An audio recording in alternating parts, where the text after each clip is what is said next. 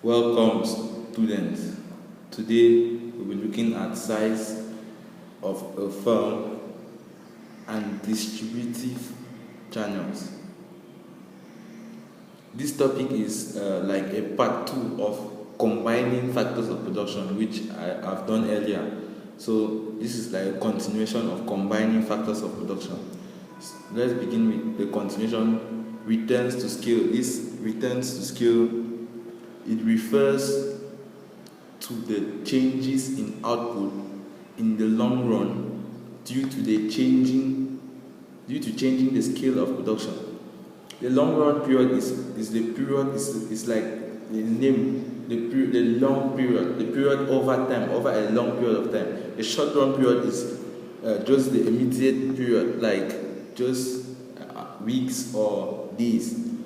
The long run maybe like years or months.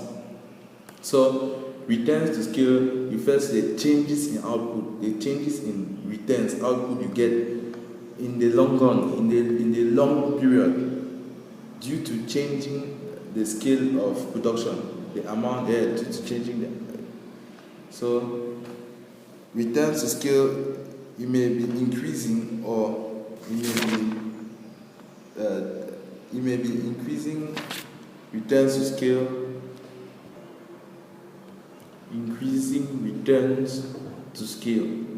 Increasing returns to scale means that a proportionate increase in all factors of production leads to a more than proportionate increase in output.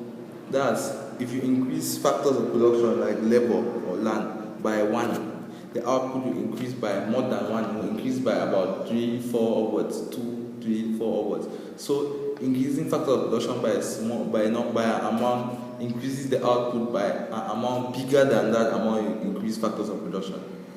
This is increasing returns to scale. Internal economies of scale. This is a fall in cost per unit of output due to a change in the scale of production. Internal economies of scale is the fall in the cost per unit of output. That's the cost of every output drops because of a change in the scale of production. A change in the scale of production means like an increase or decrease in the amount of goods produced. Internal economies of scale, we will note that dealing with internal economies, it measures cost. That's, we talked about a fall in cost per unit of output due to a change in the scale of production. But dealing with increasing returns to scale, we measure output. We're talking about a more than proportionate increase in output due to an increase in factors of production. Okay, let's look at another concept: optimum size of a firm. This is the output level at which the average product is highest or the average cost is lowest. When the average product, that's the amount of good produced per unit of input, is highest or the average cost is lowest, it leads to optimum size. And putting this diagrammatically, AC is average cost, is measured in francs. Output is on the x-axis, in thousands. Okay, of thousands of units, excuse me. So we form the average cost curve. Q here on this diagram is the optimum size of the firm. Q is the optimum output, because at this point, you see, we talked about average cost being at its lowest. You see, at this point, average cost is lowest.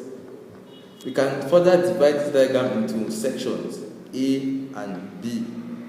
Section A is internal economies of scale. Internal economies of scale, we defined it earlier, where cost produces per unit of output due to a change in the scale of production. B is internal diseconomies of scale.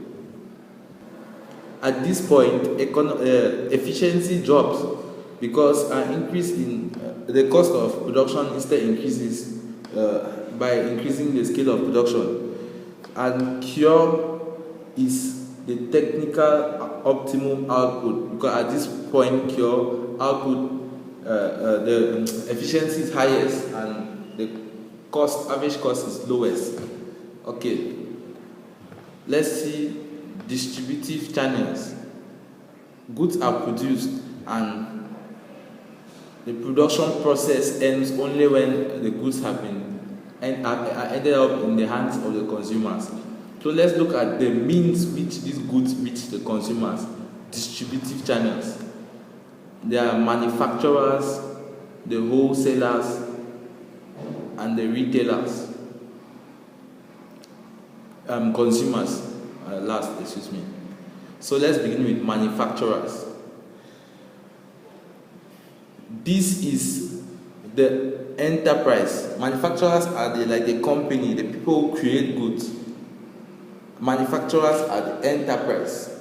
That's the person or institution which combines factors of production in order to produce and sell goods and services. The manager has the various functions. First, he provides warehousing facilities for finished goods. Second, decision making. The manager takes the decision on what to produce, how to produce, and where to produce. The manager bears risk of paying wages to labor, rent to land, interest to capital, while anticipating profit from the demand for his products. Provide the finance for the business. Okay, those are the functions of the manager. The next distributive channel, the wholesaler. The wholesaler is an intermediate between the producer and the retailer. This is an intermediary between the producer and the retailer. That means the wholesaler buys in bulk from the producer or from the manufacturer and sells to the retailer in bits. So we'll see the functions of the wholesaler. Since as it affects both the retailer and the producer or the manufacturer, we'll look at its functions. It functions towards, first of all, to the retailer and then to the manufacturer. So the functions of the wholesaler to the retailer. First, he breaks bulk. The retailer does not have enough finance, is not viable enough to buy in bulk from the manufacturer. So he needs the wholesaler to buy in bulk. Then he buys from the wholesaler in bits. The wholesaler provides after-sales services. When the retailer buys from the wholesaler provides after-sales services like door-to-door service and all the like. The wholesaler provides variety. The wholesaler may stock goods from different manufacturers, hence provide the retailers with varieties. For example, a wholesaler of photographic products may stock products of Tudor, Fuji, Kodak, Agfa, which are different firms producing photographic products. Hence, there is variety when the retailer needs any of these. The wholesaler provides the retailer with information. The wholesaler keeps the retailer well informed of new developments about changes in market conditions. The wholesaler provides transportation. The wholesaler his function as a middleman shortens the distance that the retailer will have traveled to reach the manufacturer. Let's look at the functions of the wholesaler to the manufacturer. Warehousing. The manufacturer produces a lot of goods and the wholesaler cutting some of the goods short. It's like providing a warehouse for goods produced by the manufacturer. The wholesaler buys in bulk. This is very advantageous to the manufacturer as it's like the best customers. They are ready market for the manufacturer. The wholesaler stabilizes prices. This is done by releasing only the quantity which the market wants. This reduces wide fluctuation of prices. The wholesaler finances production. The wholesaler finances production by making prompt payments to the manufacturer, which constitute the manufacturer's cost of production. So his money which it takes for its cost of production comes from finances from the manufacturer, from the wholesaler, The wholesaler gives information about the market or retailers to the manufacturer, so he knows how to decide what he should produce more or produce less. So let's look at the retailer. He is the second intermediary between the wholesaler now and the consumers. He is a final link between the consumers and the goods. The retailer is the intermediary between the wholesaler and the consumers. The retailer has the following functions. He sells to the consumers. The consumers you cannot go to brasseries and buy a bottle of beer, but you need to go to a bar, a retailer.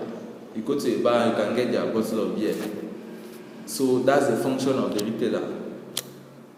The retailer provides credit facilities. Since the retailer may know some consumers personally, he may give them credit facilities. But you cannot go to a wholesaler like New Life, or you go to brasseries manufacturer and ask for credit. Information. The retailer gives information to the wholesaler, which he takes to the manufacturer. Hence his importance in the chain of production. Variety. The retailer often buys bits of goods from different wholesalers and has a variety to provide the customer. Convenience. The retailer is located inside streets, not just at a fixed location. There are many retailers around residential areas, which is convenient. So one can easily get up, just go around the corner and get what he wants. After sales services. The retailer may provide after-sales services such as subsidized transport charges, installation, and maintenance. Okay. The direct dealing. Direct dealing is a process where the wholesaler is eliminated.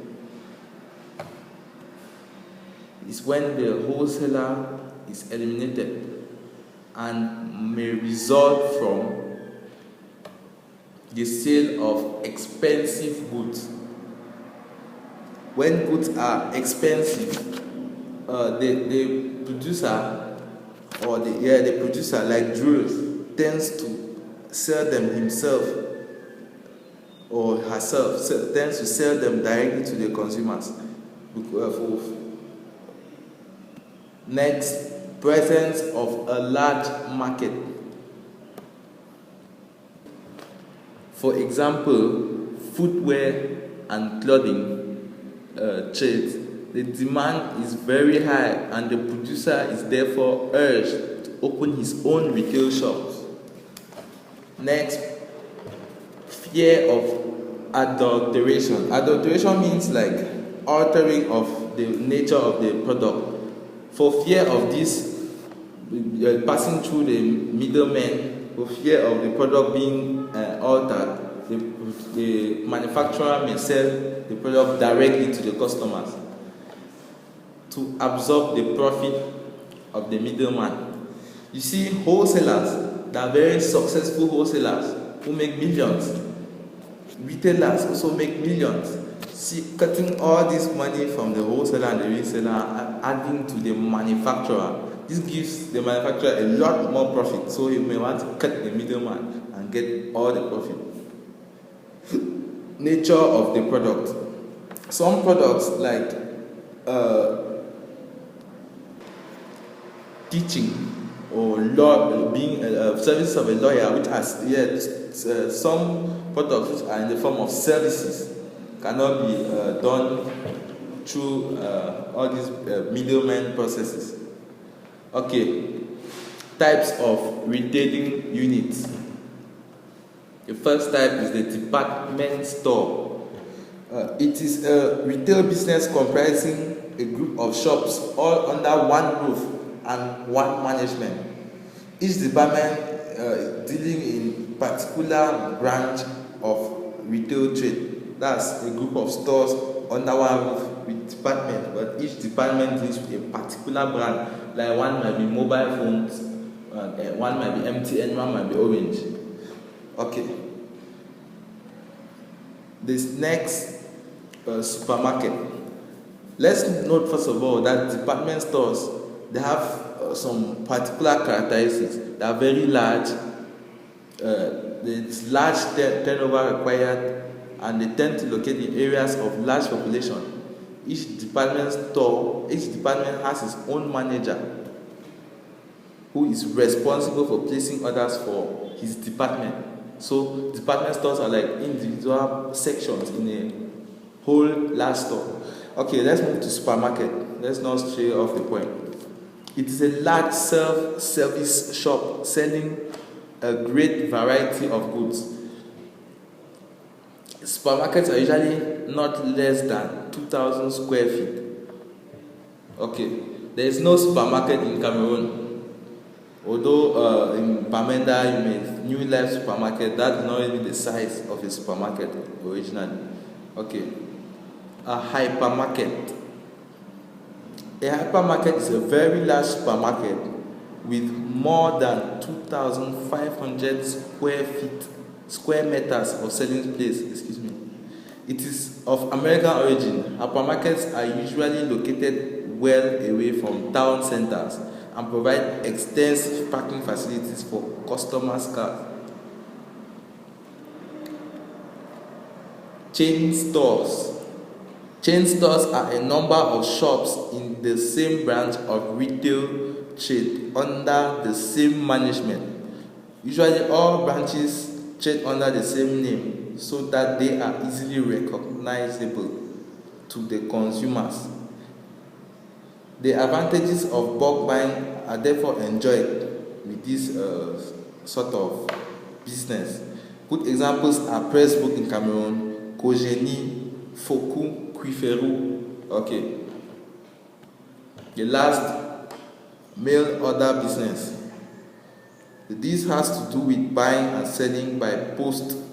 Items like watches, jewelry, clothing, etc. can be sent cheaply through the post.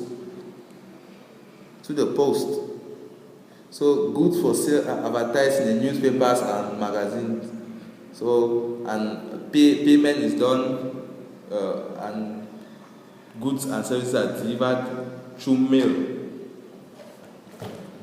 I think that's about it for now. So for further reading, you can look at these references. They will give you more light on this topic.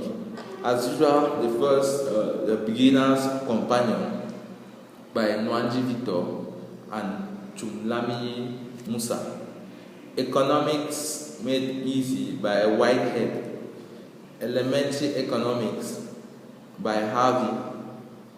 Intermediary Economics by Harvey again.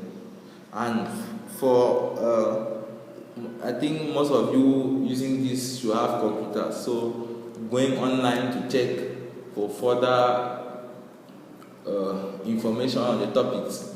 You may Google on google.com or wikipedia.org. You may get more information from Wikipedia. Wikipedia, I would advise you to go to wikipedia.org and see more about